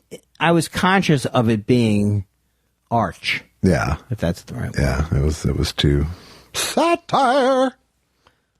5-letter planet Kneeball says, will Andy ever bring back his classic wacky joke? Love the podcast. It's a great way to start the week. Well, I would bring it. I'll bring back anything. But I don't think people would remember that it's based on Jack Hay. And I toured as wacky. Probably not. I did used to have a good beeper joke. I said, I don't want a beeper because I don't believe in the concept of a show business emergency. Andy, hurry up down to politically incorrect. Mother love canceled. I'm not sure if that's an even legitimate reference for back then. Mother love, remember her? Mother love. Sure. I think, I can see that working in a certain 1994 context. Can you see what I was wearing when I told that joke? Yes. Yeah. Yes. Piano key tie. Right. Hawaiian shirt. Do you know, do you, close your eyes, do you see me saying to somebody, this guy knows what I'm talking about? Does that ring a bell? I don't know what, is it my turn? Edhead wants you to help Dozer, whatever that means. Have you considered watching My Man Godfrey for your homework? Great comedy and excellent work by Carol Lombard. I've never seen it. I haven't either, but it's a little too far back for me to be. It's a movie, right? To be obligated to, yeah. At some point I'll see it. This Ben Hecht guy, we might watch his movie. He wrote screwball comedies, which I'm not familiar with at all. Yeah. I mean, to some degree, like Judy Holliday. Yeah. I saw that one thing. Wow. Can you get a job? Can you get a job on TCM with the amount of knowledge I don't have? You cannot. Oh, you have to have something more, right? A little something. Luke Hawley. Any thoughts on Doug Stanhope's celebrity death pool? It's kind of like fantasy football, only betting on who's going to die. Too mean or just dark comedy? Also, 50% of Thought Spiral hosts are listed on the site. Sorry. I imagine it's you, for secondly. About me dying? Yeah. Well, I like that. I like the celebrity. I like Doug. He makes me laugh, so I like the thing. But what happens is, does he do it like? Does he do it as people are dying? I don't know. I don't know if people are placing actual bets or if it's. Oh yeah. I don't like actually betting on someone. I really feel like if I actually bet on someone dying, that it would be a bad OCD thing for me. Yeah, just a little bit too high on the. It's too much. The karmic. Yeah, wheel. Yeah. Oh, you were right. You win the $30. Congratulations. But the idea of it isn't anything out of the realm of what comics talk about or think about. No, I think it's but I do realize that I don't know if this is an aging thing or what it is, but there's some people, like I can name to you 8 people now, not right now, I couldn't do it, but who I was thinking about in the last few days that I don't know if they're dead or not. Yeah. And is that concerning to you? Has it always been the way? Same as it ever was? Fish is dead, right? Abe Vigoda? Yeah. Yes, dead. he is. Took him a while, though. Took him a while. But it was like people like, well, Kirk Douglas is alive. Yes. This is not I'm not pitching this as a show. Okay, good. Larry Harold asks, were you guys monster movie fans as kids? Ever love anything with crypts, crosses, or lagoons? I loved them. Yeah. But they scared me to death, too. So I had a mixed feeling about them. But there was a thing called Chiller Theater in New York. Right. And it scared the living daylight out of me. It wasn't fun like what's her name? Laverne? Elvira? Elvira. And and so I grew out. How about you? I was never drawn to it. That's my stomach. I saw most of that stuff, more Mystery Science Theater days. I saw a lot of those things. Even Dracula. I mean, these are like major. All those movies were like major things to me. Frankenstein, Dracula. None of them. Those were all. Wolfman. Those were all just sort of pop culture characters by the time I came around. So it wasn't actually scary to me ever. Although, like I've said before, when I went to Young Frankenstein when I was like 4 years old, it scared the shit out of me. Oh, you didn't know what you were saying? Well, I was 4. My parents took me along. Well, some of them are scary, like the original Hunchback's kind of scary, isn't it? Right. Well, I mean, yes and no. I mean, there are images for sure that would scare little kids and all of these things. Yeah. But it never, I think part of it was just the black and whiteness of it as a kid kind of never allowed me to be totally immersed. I can watch black and white films now, obviously, but as a kid, it was... Right. There was something about it that put up a little bit of a... It was the opposite of a screen for me. To me, black and white always meant good. Right. So it reminds me of childhood. Yeah, I got color TV pretty young. Yeah. And I wanted color TV so bad when I got it. I imagine when you were... The following is brought to you in living color. When you're seeing that in black and white, it must have been maddening as a kid. It was a little bit maddening, but the first time we got the color TV in, I'll never forget the look of the colors. They don't look real, but I love that look. Right. You know, like adjusting the tint. Right. It's so great. It was magic. But my favorite movie was Abbott and Costello meet Frankenstein. Yeah. I watched that over and over and over again as a kid. I don't know why. Because it was on, probably. It was on, but it was so that I did love, and I did love the classic ones. And then, but I never got into Godzilla, or any of that stuff. I was probably more into Godzilla than the monsters movies. And you like King Kong, probably, right? No, not really. I mean, I remember begging my parents to stay up really late to watch the original King Kong when I was a little kid. And did they let you? Yeah, they always let us. Because it meant we'd sleep in. Did you get scared? I would have gotten scared. I don't really remember being that scared by it, but I remember like going to the community center to see Godzilla movies. Right. On days off from school and stuff. Sounds like, yeah. So I was kind of more into those, but mostly I was into TV, and then Star Wars came along. Right.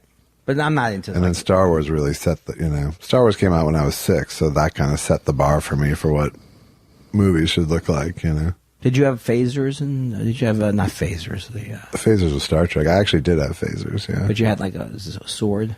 Lightsaber? Yeah. A lightsaber, you mean? I'm sorry, nerd. Nerd. The official weapon of the Jedi Knight. I don't know. I think I had plenty of Star Wars toys. I just think, sometimes I like to think of me as older than you, and just the idea that of the time when you're not, when you're still a kid and I'm an adult and I'm obviously, superior. Right. And I can yell at you about things you don't know. Okay. That's what I wish I had experienced. Yeah. Well, I think you missed the window. The kid's an idiot.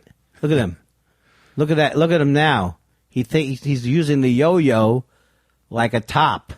Oh my God. I hope I died tonight, because that could have been the lowest point of my podcast career. Kirk says, not counting interviews, have you done any radio work? I have not. I did in high school. We had a high school radio station that And you were a DJ? I had a show for several weeks on the weekends. And what was your show called? I don't remember. I just remember you could you could tell there was like 9 people listening, and they would call in with requests. Was it exciting?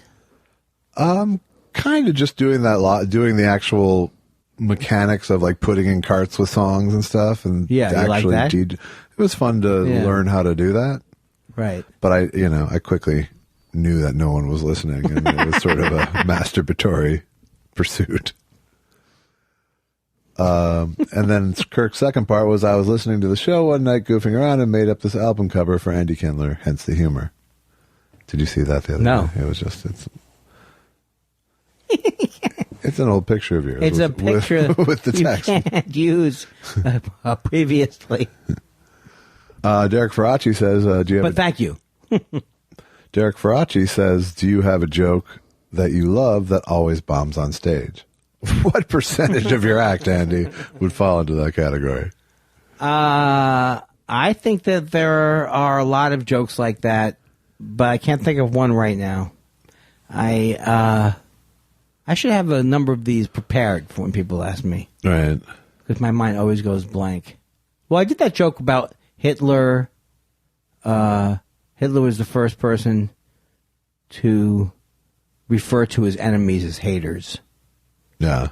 Which I still think is a funny joke. But it's not funny as is. Right. And then when I tried to add on to it, I kind of like just would act out Hitler calling, oh, they're haters. But then I just dropped it. Yeah. I think after a while, if it doesn't work, there's something I'm not getting, either not getting about it or it's such a limited thing. Yeah, I mean, usually those jokes for me are small parts of bigger bits that I can leave in where they won't hurt me too much. Right, right. They're usually like a joke on the way to a good joke, you know? Oh, okay. I'll give you a perfect example. Sorry to interrupt. Is with the joke where I go catching the Nazis down in Argentina. Yeah. Look at that elderly curmudgeon limping. Get him. I'm not giving you the whole joke, but to me, that's always like a funny image to me, and never gets much of a laugh. I could see that. Now I interrupted you when you were saying an example. It doesn't matter. But yeah. yes, there are those jokes you don't, I don't, like I said, if it's something that you're actually going out on a limb for, like it's the ultimate joke of a bit, and it's not, it's not going to work, right? You don't do it. But if it's something that's not going to derail you, and it still pleases you, sometimes you leave stuff in just because you like that it's flavored like you. That is true. But I do think ultimately there is which is probably good, there is you don't know how well a joke is going to be. You can't predict, because so many times on Twitter, let me just way back now for all the accolades to come in. And sometimes, and it's very hard to predict. Right. So I do think people's taste is hard to predict. It is. Yeah. Doesn't mean you should change what you're doing. But sometimes and then sometimes I overestimate the cleverness of what I'm doing in the moment. That's a mistake I make a lot. There's some jokes, too, that will work every fifth time. Yes, that makes sense. Will work like really great because they'll get exactly what you mean. Yeah. And then that's interesting. I have that joke about jury duty that I did the other night where it's, talking about getting the summons and, the friend who will just go, I'll just say I'm racist. I go, well, first of all, you are racist because you're already assuming the person on trial is a different color than you. And that joke sometimes will like land fucking hard. Right. And sometimes they can't. And I keep tweaking it too to try to make it more clear what I'm saying. I think it's perfect now, that joke. That's where it's at right now, but it's yeah. So, but it's both worked and not worked with different language several times, Well, but I keep holding on to it because don't let that joke go, because it's also people get stiff anytime when you're talking about that subject. Right, that's true. So it's rock solid. Well, I'll keep doing it then. Please do it, Josh. Don't give up on me. Hey, don't give up on me. Hey, you. Live, damn it, live. Live. Dan March says, Josh and Andy, you can each get high with one famous person who is no longer with us, who and why? Follow up, one famous person who is currently alive, who and why? I would want to go, Bob Dylan would be my go-to person alive. Really? I know but already I'm thinking he won't be. It would be no fun at all, I bet you, anything. Dead person would be Bob Dylan, once again. Jimi Hendrix. Maybe Jimi Hendrix. I don't know. It's hard. Timothy Leary. Yeah. I'm not good with questions. You show me how someone should answer a question like that. Who's the guy who invented acid? Oswald or Owsley. Owsley. How about him for dead? Okay. Just because then I know I'd get in the actual thing as intended. That's good. And then alive, Barack Obama. You can't go wrong with that. I mean, do I want to say W.C. Fields? I mean, I think know. You won. You won this round. I didn't know it was a competition. Yeah, it is. But you're winning email. Okay, good. You're in the lead. Mark Thompson says, Josh, would you ever show run an Andy sitcom? Yeah, I mean, I pity anyone else but me who runs an Andy sitcom. Oh, that one hurt. Sometimes you feel like, I have a tough exterior, but that one got in. Well, it's hypothetical. Yes, it is. Why? I don't know why I responded to that. The reason why I responded to that was I didn't want to force you into saying that you would do something like work with me or whatever the thing was. No, I just said I would. I know. So why can't I leave it alone? I think good. I would be the right person to run an Andy Kindler sitcom over literally anyone else. I think we have an idea for a show. I mean, not we. You had an idea for a show that I like a lot. It's called Andy Kindler's Handsome. Were you afraid I was going to give it up? I didn't know. You know why? Because I have no social graces. You don't exactly. Yeah. You're not dripping with discretion. No. Hey, Perush, if you're going to collect the best lines of the podcast, you can't do any better than you're not dripping with discretion. Stand by your man says, how many test shows have one or both of you been in blackface? You know what the thing is? That Saturday Night Live bit was really funny. And it wasn't a strong show. Right. But the one bit where they keep going, but what if it was a costume? It's so great. It's so great. And I know I can't even put myself in the position of, like, I could see myself in the position of when Prince Harry dressed up as Hitler, I could see how that happened. Right. I really could. I mean, that could be like, you could convince yourself it's hilarious. Right. You're Hitler. And if your family actually went up against the guy. Yes, your family defeated the guy.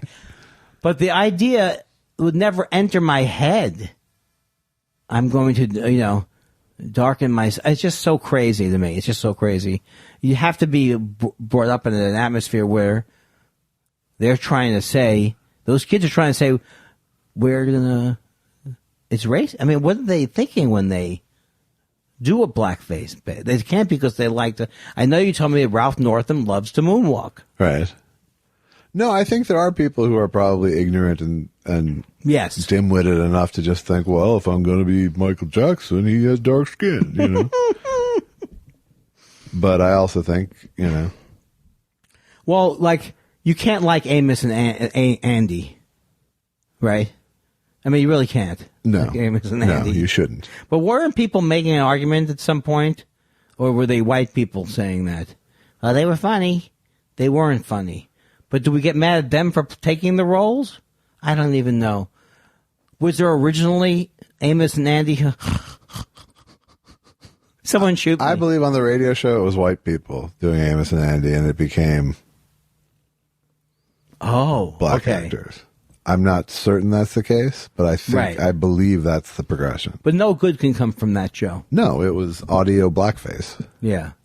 Which was also the name of my production company. It was a great name for her, yes. But people took it the wrong way. Exactly. Well, I'll tell you one thing. I have OCD, and yet I know there was never a party. Right. That's the one thing, the one crime you don't. First of all, you're in Virginia. You're in Virginia. Although I have to say, we did do one show where I was still wearing makeup just a couple weeks ago. What were you wearing? I was wearing makeup from the set. Well, that was in blackface, wasn't it? No. Good point, then. It was Jew face. You have nothing? Okay. No, I was just thinking about other things.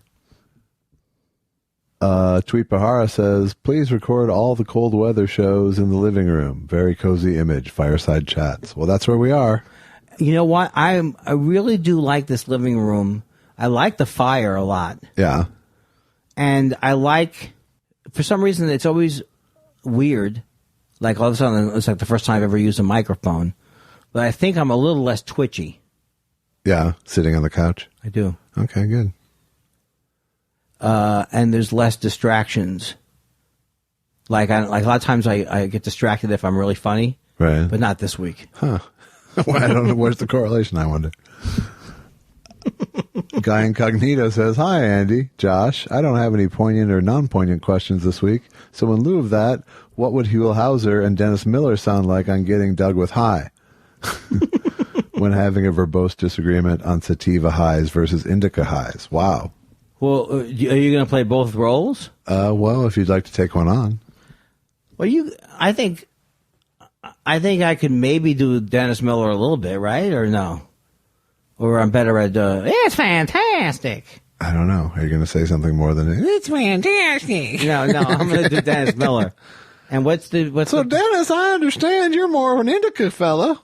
I'm always been a sativa guy. Well, look, choo-choo.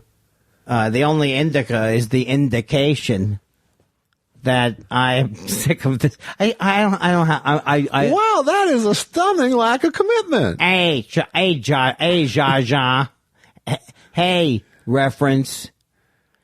You leave me alone, reference. I hope that's how he ends up. I'll be over here with my green crack. Well, that didn't go well. I'm going to say it didn't go well, no. but I think that maybe the audience, they always say the customer's always right. Maybe the customers are wrong by forcing Huell Hauser into everything. How about if Huell Hauser was a heroin addict? That's fantastic. Amelia Fox says, "Can you film Test Show 100 and put it on your YouTube channel?" What does that mean? It means, can we film Test Show 100 and put it on the YouTube channel? Do you have your own? Don't talk to me like I'm a moron. It doesn't matter that I am. Okay. Do you understand what I'm saying? Yes, I do. I may be moronic, but you can't mock me because of it. You can't got me about that. So the advantage would be like, wow, after 99 test shows, I would love to see how uncomfortable these two idiots look while they're doing their... Yeah. Are you into it? No, Neither really am I. not. No. But I am interested in doing something for the 100th. Yeah, well, I'm still waiting for your suggestions. I learned to speak Cajun while we were down there. Where are your suggestions? Oh, wait, isn't that another character of Sandler's? Cajun Man? No, I made it my own. Cajun Man. Mad City Architect. What's the address? At Madtown Arch. That's where I messed up. Yeah. Andy, what's in the snack mix? Oh, thank you for bringing it up. The other night you tweeted your snack mix. Don't think Pride. Custom. Yeah, so here's what I do. I like that the name is Annie's. It's like a organic thing, and it's like a rabbit. I like the snack mix that they think of when they say snack mix is pretty awful. Yeah. So what they've done is then they go cheddar. So now it's better, but you still have those items in there that ultimately, one looks like a baton. You would never eat that normally. It has a round like a round dark cracker that tastes awful. Okay. So what I do is I buy a thing of rolled gold. I buy a thing of different pretzels, and I mix those up in the one bowl to fool myself for a couple seconds that life is not unending boredom where you just shove food in your mouth. So you're mixing that with the Annie's snack mix, which you don't like. I do. Her version is the best, but I don't like Czech mix. Those things. Don't say it with that much contempt. Czech. I don't like those things you buy, Gardarno. Gardelli's or whatever. Yeah, it's like Gardel. Yeah. Those are too spicy for me. And not too spicy for me. I mean, I like spice. There's garlic in the fridge. Oh, my, it's so spicy. Oh,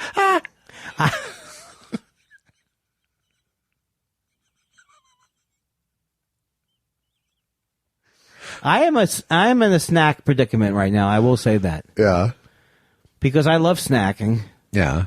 And I ultimately are still addicted to pretzels, but I'm done with it all.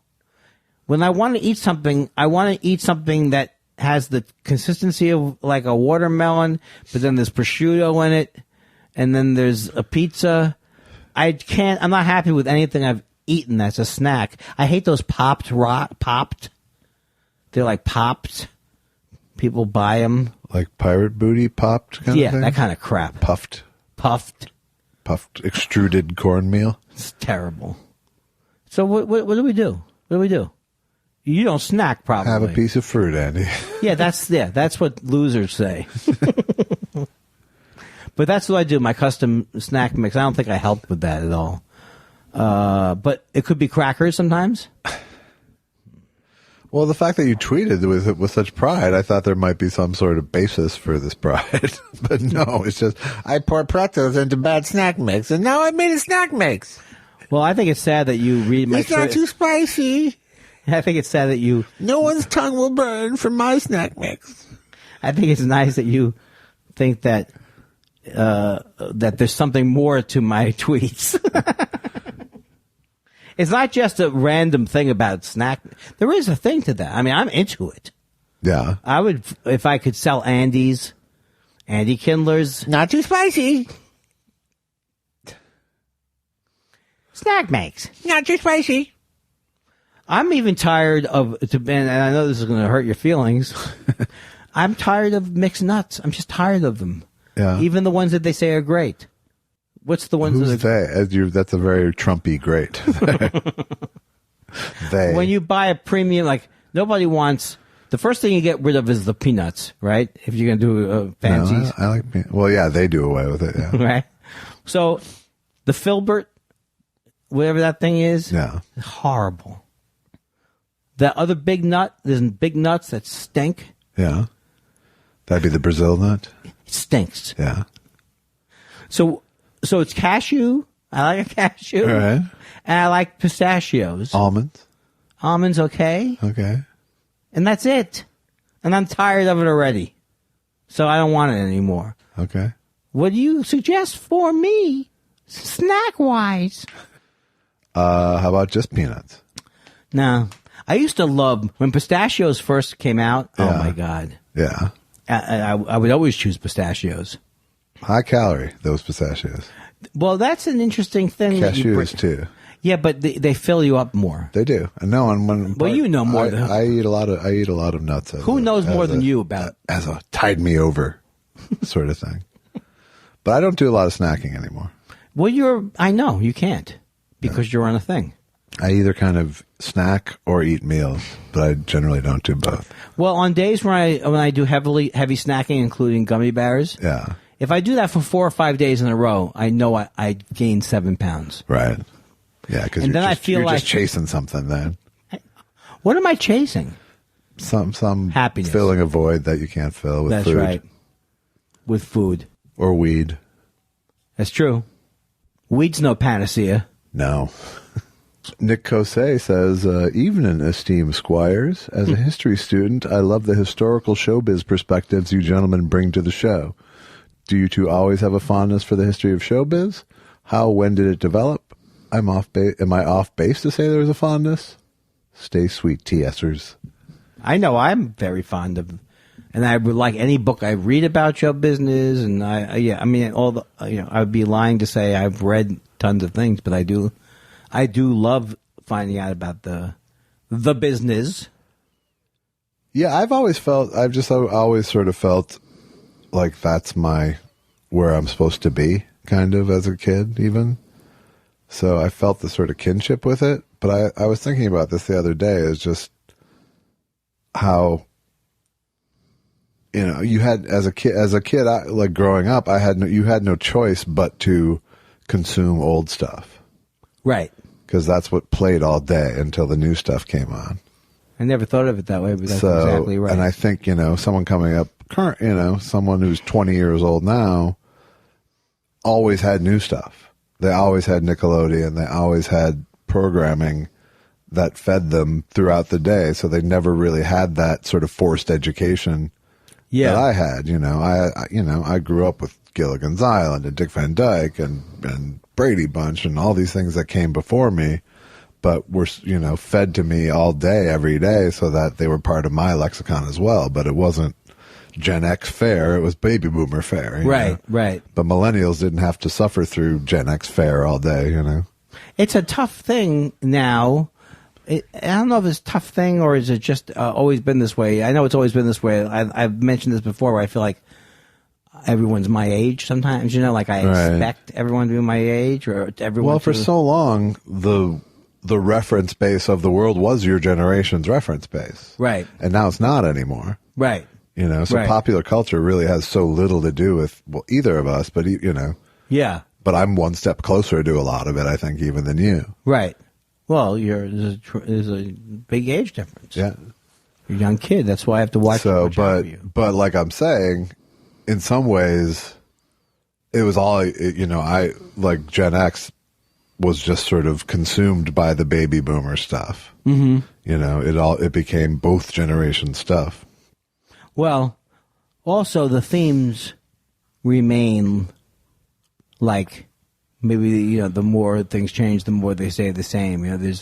It's always a struggle, and you're always these figures like Martin Luther King, and I think if you went back in history, everybody would have that in their life. But I'm just talking about pop culture stuff. I'm not talking about necessarily true culture. Yeah. I don't know.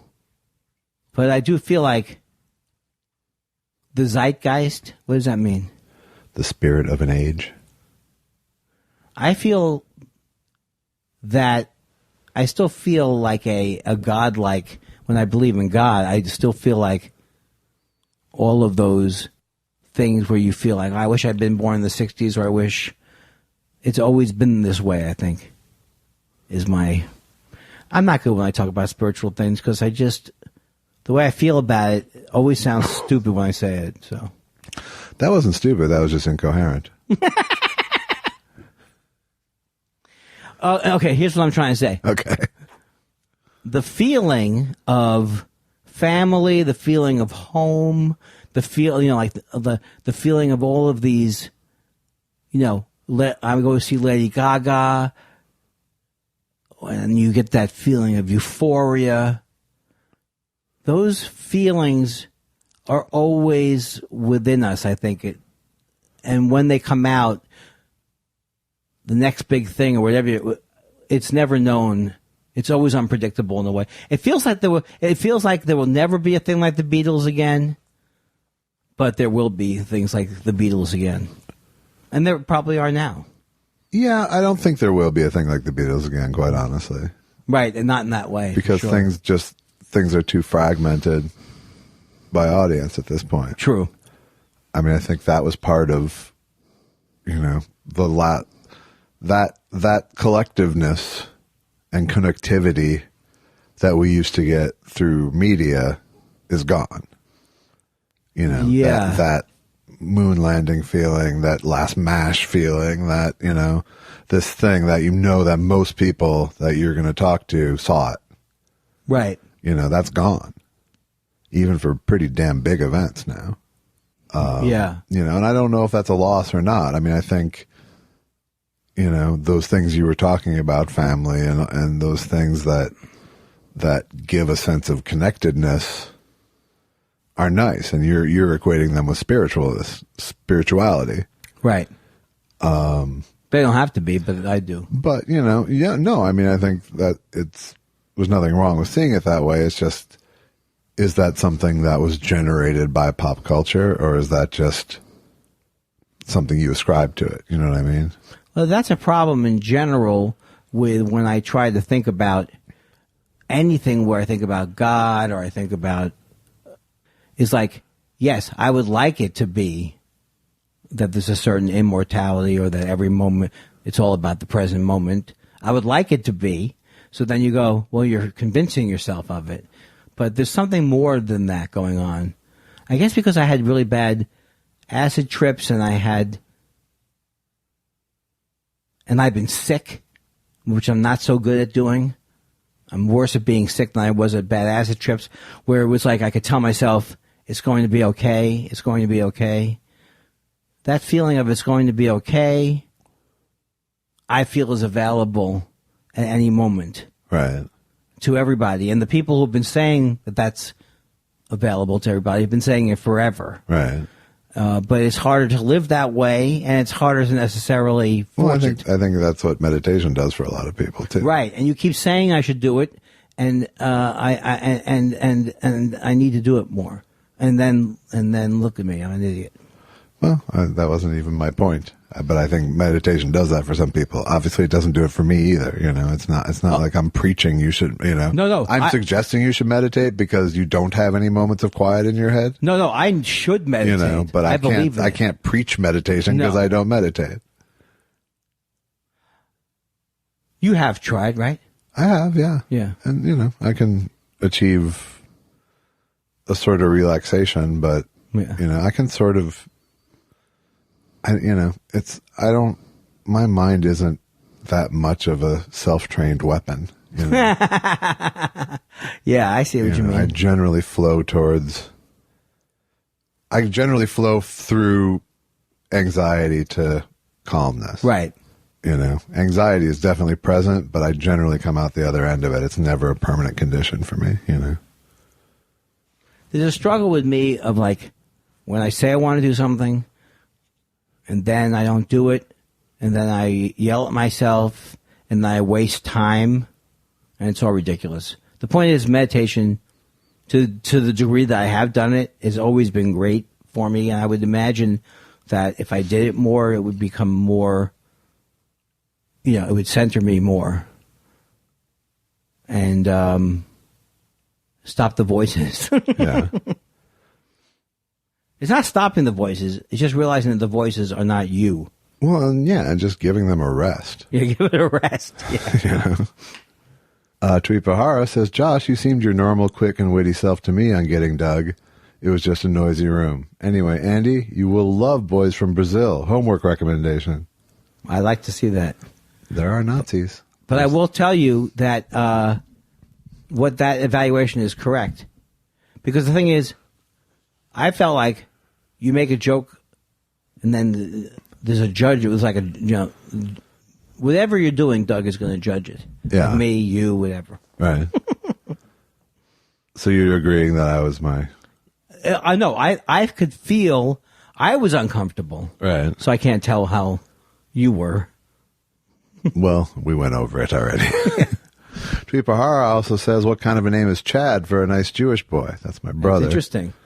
Yeah. Well, it actually is a self-given name that he gave himself when he was about 3 years old. He was Charles.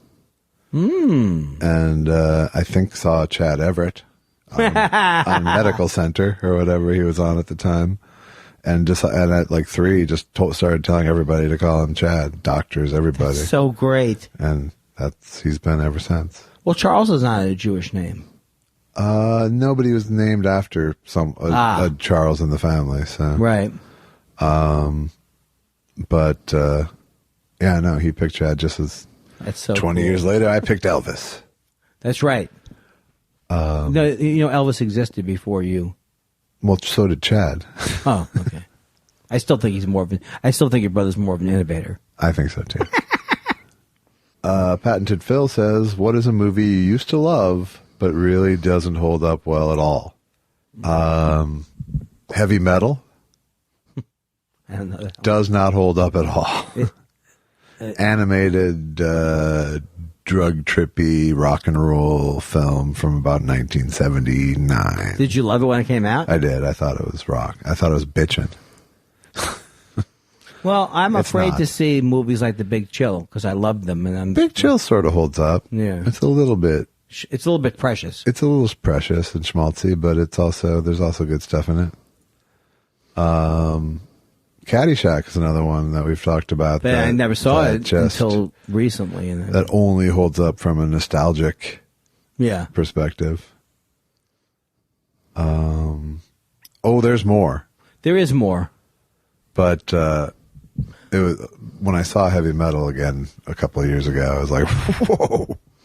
Whoa, that's terrible. I haven't been disappointed by the so-called, the classics like Whenever I see Midnight Cowboy, when I was, I have not been disappointed by seeing any of those like Last Picture Show, Right. classics.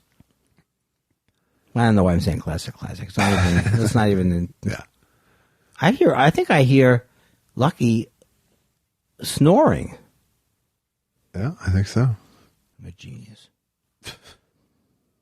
And then finally, Treat Bahara says, I like the image of you guys driving to the Getting Doug podcast together in the same car. It's like the monkeys all living in the same house. I'd like us to spend more time together like the Beatles. Yeah. Where we do a movie that's like A Hard Day's Night. Right.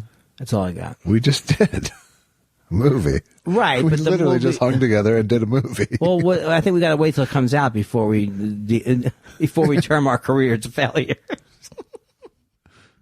Give it some time. All right. I am so into this, and I'm not saying bring you into it, but for some reason I can't stop self-deprecating every minute of every day. Yeah. And it's not even clever anymore. I don't know what that means. It means I'm ready for new breakthrough. I think so.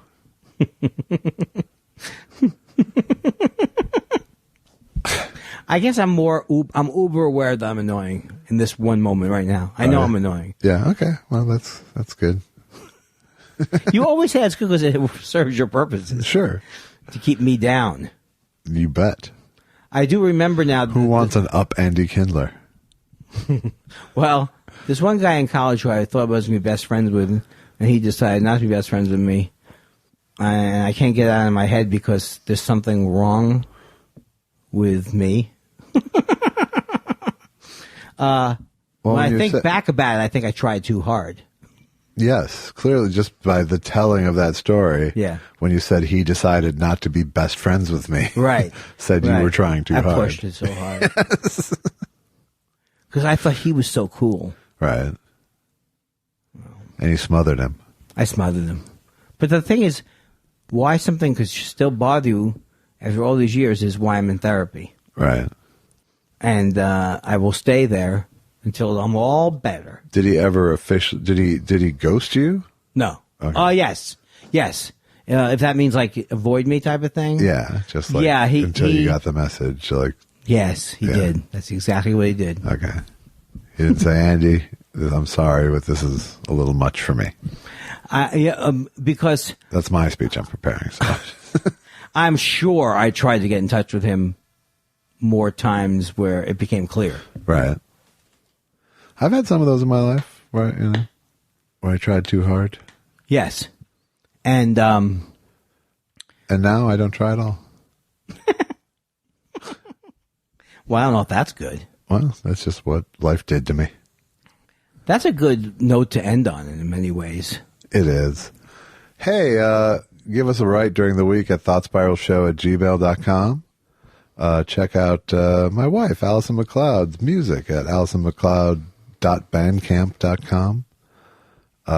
Check out Andy at Andy Kindler. Oh, I'm going to be in Winnipeg. Are you? Yeah. When? Not this weekend, but next weekend. What day is that? When's this coming out? This comes out on the 18th. Okay, so I think it's the 22nd and 23rd. Perhaps? Yes. So this weekend in Winnipeg. Oh my God, so exciting! An up to the date plug. Please come see me. I was burping there, but I'm hosting the alternative show. Is this a JFL thing? JFL. JFL Northwest, they're calling it. That's sort of central, isn't it? Wouldn't Vancouver be? Don't get them started. You sure? No. I'm not. Did I say Winnipeg? You did. Forget that. All right. Sorry, Winnipeg. Moron. You've been canceled. Vancouver. I'm going to Vancouver, you idiots. So Vancouver, 22nd and the 23rd, I'll be up there partying down. Okay, but you'll be back in time for a show, right? Yeah, I'm sure I will be. Okay. Most things end on Sunday. Right. That's why Monday's a good night to do the That's podcast. why we've That's how you get that right. Ladies and gentlemen, I want to say that I'm sorry I said ladies and gentlemen. I have nothing to add to Josh's wrap-up. I just want to say I have never gotten over thinking I have to close strong And I've never closed strong either in my act or on the podcast. So you'd think I would let the dream of closing strong go and just let the show end naturally. Wouldn't you think so? You know, I like that ending, but It's too spicy.